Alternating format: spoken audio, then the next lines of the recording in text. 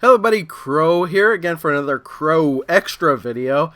The video I'm going to be playing in the background is kind of an experimental video. I was trying out last night, trying to get the camera to hover above. I did both the Hyperball and the Time Machine, so you'll see both machines in this video. But I couldn't get it to be exactly over the machine. Might have to be something I try to do some other time. So as a quick thing to try out, I put the tripod on the pinball machine next to it, kind of had it down at an angle. If you look at it, I mean, there's something that doesn't look quite right about it, and that's because it's being filmed on an angle, but then I skewed the video to make the playfield seem straight, but everything else just seems kind of bizarre and really flat. It's actually an interesting looking thing, and I thought I'd just pop this up in the background of this video. Yeah, I'm going to have to try to figure out some other way around that. The Hyperball, you've got those white lights. I might be replacing those with another color. I haven't really done anything with the Hyperball since the last video. It was the Hyperball update. So I do have some LEDs in there. There's no LEDs under the playfield. It was just what I had left over. And then later on in this video, you see the Time Machine, and I was just kind of messing around with that. So, yeah, that's what I have in the background of this video. I'm going to do some comments, not too as many as last time, but somebody, who was it, on my Central Park Pinball Arcade video, it was Timey, I'm not sure how I pronounce that name, Tieyme, T-I-E-Y-M-E, says, "Hey Crow, I've been watching your PA videos for some time, man. Now, man, think it's about time for you to make a top 10 or 5 video, bud. I'd like to see a countdown with a new table, with a new game on each table, and your reasoning for the positioning." Actually, I didn't even think about doing like a top 10 or top 5 of my favorite pinball arcade tables, but that's actually a pretty good idea. But I don't think I would do that until after at least all of Season 2 is on the PS3 or the PSN network. That way I'd have like a very big selection of tables to choose from, at least 40 tables, I think, at that point. Now, it would just be my list. I don't think I'd play a new game for each table I really like, because some of those games could last 20 minutes or so, especially like a game like Scared Stiff or whatever. And that would definitely be in a top 10, I think. But yeah, there's something for the future. It wouldn't be till next year, though, at least. Season 2 would have to be completely on PSN. I think Table Pack... Well, the Terminator 2 table's coming out soon.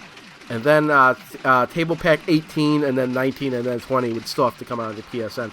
Table Pack 18 just came out on my Android, and it had a Haunted House and Teed Off. Neither table I'm really excited for, but I got it, just to be completionist. Maybe I'll find that I enjoy those tables. I find Haunted House is a lot like Black Hole, in that, go under the table. A lot of people really like Haunted House.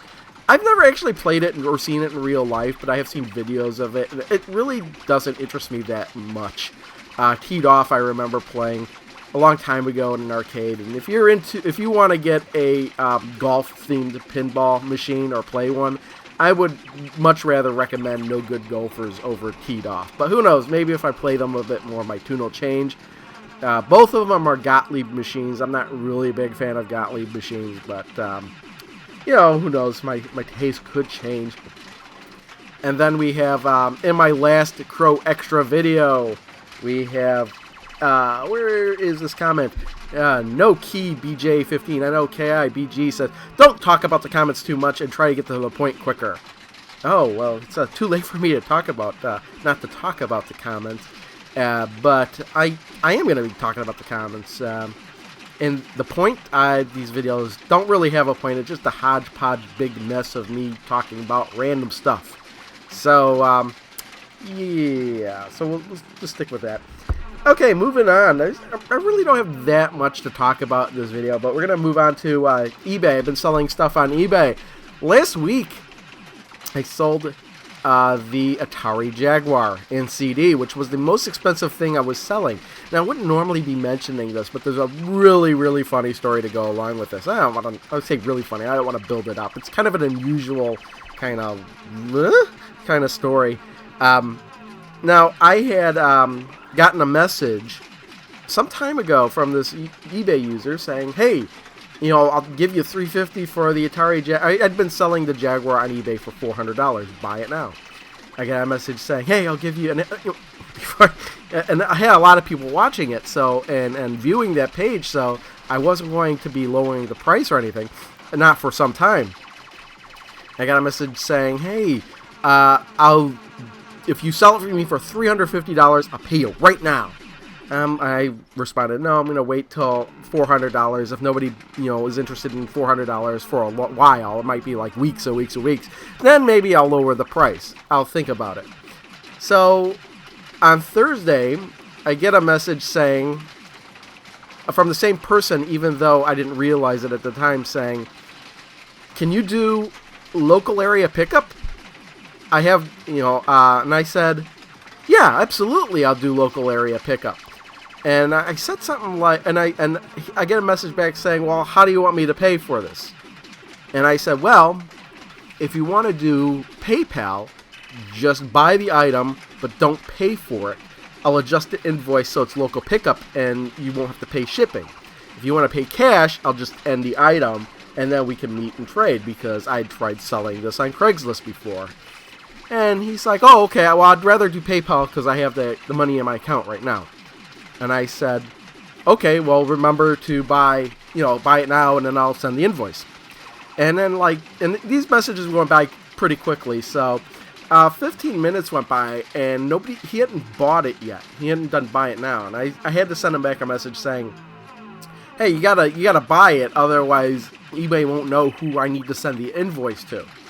So then, almost immediately, it was bought, and I, adjusted the invoice, and I sent the invoice.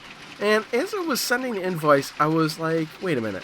I went back and I looked at the invoice, because even though he was picking up locally, it showed me his address. And I was like, this address seems really familiar. I'm like, wait a minute. And if you remember my Last Crow Extra video, I told a story about how somebody on Craigslist wanted to buy it, but when I got there, it didn't work. And when I took it home, I had to work on it, and I got it to work, and it just turned out that the platter was stuck down too far, and the disc wasn't spinning. So I fixed that really quick. So instead of contacting the guy back, I was like, yeah, I'm done with Craigslist. I'm just going to post it on eBay. Turned out that the same guy that was trying to make the deal with me on Craigslist to trade it for Earthbound had found my eBay auction and actually saved up the $400 I was asking for to get it. And I realized this, and I was like, oh man, this is the same guy, isn't it? He wound up buying my eBay auction, because I was like, yeah, that's his address. And it had the same, and when you message people through Craigslist, you see sort of their email address, and it was like the same first few characters of the email address. And I'm like, oh, I gotta message this guy back and tell him that, I gotta apologize for not getting back to him and not putting it back on, just telling him and everything. I was like, I just didn't want to trade for Earthbound anymore. I just was like, I'm just gonna throw this on eBay. I'm like, I got it all ready for eBay, so and I made the video and everything, and just kind of to make it up, I threw in some extra games. I only had one extra Jaguar game to throw in at that point, so I threw that in. But then I asked him what else he had, and he's like, well, I'll throw in some Super Nintendo and Nintendo 64 games as well. So, and I actually didn't make the trip out to where he lived. I had him come by me. Well, one of the reasons for that was this was Thursday. And he's like, oh, I was like, well, I'm working. I work till, my next day off is Saturday, and I've been working pretty late. So if you want, it's we can meet out in Naperville during my lunch break, or we can meet somewhere a little bit closer, Downers Grove, where Fry's Electronics is, if it's 7 or 8 o'clock at night or something like that. And he was like, yeah, well, I'll meet you in Naperville, Friday, or this was actually Wednesday. I take that back. We were making a plan to meet on Thursday during my lunch break, and he turns out that, oh, I won't have the car that day. Can we get it sooner? Can we get it today? I'm like, well, I have to go home to get it first, but I told him I'd meet him at like this Target that's fairly close to where I live, and wound up meeting him at like 8:30 at Target, and he just like was so excited to have that Jaguar CD.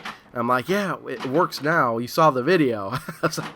But I just thought that was so weird the way everything worked out. It turned out the same person that tried trading me on Craigslist for Earthbound wound up actually paying me the cash that I wanted through eBay. And just my revelation of this, when I was looking, I was like, oh wow, what are the odds? I mean, well, I guess the odds were pretty good if you really wanted a Jaguar, but and the Jaguar CD, but I was not expecting that at all. All right, next topic, Grand Theft Auto 5. A lot of people got really excited about Grand Theft Auto 5. It came out last week. I don't have the game. I probably won't get the game for quite some time. But the reason I'm mentioning it is because Steve Benway had put up a couple Grand Theft Auto 5 videos. I'm sure he'll be putting up some more. But it was like just yesterday he put up a hour-and-a-half video of him trying to climb a mountain in Grand Theft Auto 5. Was I saying 4 or 5? I mean Grand Theft Auto 5 if I've been saying 4. And it really does look fun. The reason I really wasn't excited for that is because I really liked Grand Theft Auto 3. I really like Grand Theft Auto Vice City. I played those games a lot. When Grand Theft Auto San Andreas came out, I was first in line for the game. However, I didn't like it that much. It was way too in-depth. I just found there was way too much to do. You had to worry about, eating, getting fat, working out, all this other stuff. And within a week, I had returned the game to GameStop. I was like, what's really funny is I had sold the game back to GameStop, and due to a special promotional deal they had, I actually wound up selling it back to them for more than I bought it from them for, and that's something that'll probably never happen again. But yeah, and even a little bit later when I wound up getting the game again, I tried it out a little bit, and there was just way too much. Too much involvement, which I guess is a good thing, but, starting off the game, especially after coming off of Grand Theft Auto Vice City, where I had like 100% everything and could just do whatever I want and everything, and then just having to worry about so much stuff, working out, riding a bicycle, and I was like, yeah, it's not for me. And then I had Grand Theft Auto 4 for a while. We wound up getting it on a Black Friday special, but I wound up not playing it for like a year or so. Probably years. And actually it was earlier this year, or maybe late last year, I was playing it a little bit, and again it was better, but just the fact that people are just constantly calling you on your cell phone kind of annoyed me. And then I got Saints Row the Third, and I enjoyed that game a lot better, especially the character customization in that, and just the fact that the game lets you go hog wild right from the beginning. So I really wasn't looking forward to Grand Theft Auto 5, especially when I heard that you would be controlling 3 different characters.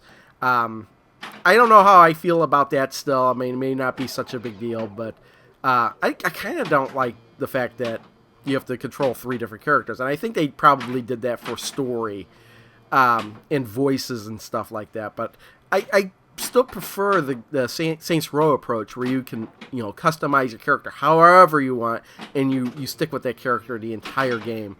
Well, speaking of which, Saints Row 4, I still need to pick up and play. Probably both games, Saints Row 4 and Grand Theft Auto 5.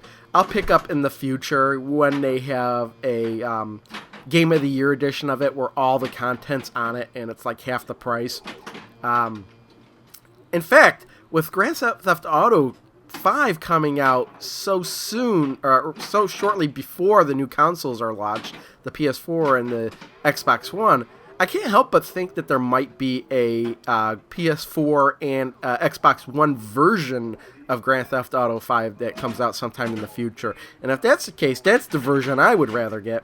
I know that a lot of people on the PC would probably be saying, hey, I'll get the PC version, it'll be the best version, blah, blah, blah, blah, blah. But I'm just really not interested in playing, games like that on my PC. I kind of want to kick my feet up with controller and play on my big TV. I mean, I could play it on my big TV, but then I'd have to have the keyboard and all this other stuff. And I don't know. It's you have to worry about system specs and all that other stuff. I'm sure my computer could handle it, but I'm really just I just like the simplicity of having it on a console, and just kicking my feet up and just doing whatever. So yeah, that's Grand Theft Auto 5. Last thing I want to mention, very last thing, we'll have a pickups video up tomorrow. I was going to mention some other stuff, but I'm going to mention it in the pickups video tomorrow. Oddly enough, only one game in this pickups video. The whole month, and I wound up only getting one game, and I wound up getting that yesterday, or 2 days ago. I still have to capture a little bit of footage for it. Yeah, actually the big thing is not the game in that video. It's going to be even a bigger thing. It's in fact a 2-foot tall big thing I'm going to save for last in that video. So thanks everyone for listening. See you all next time. Bye.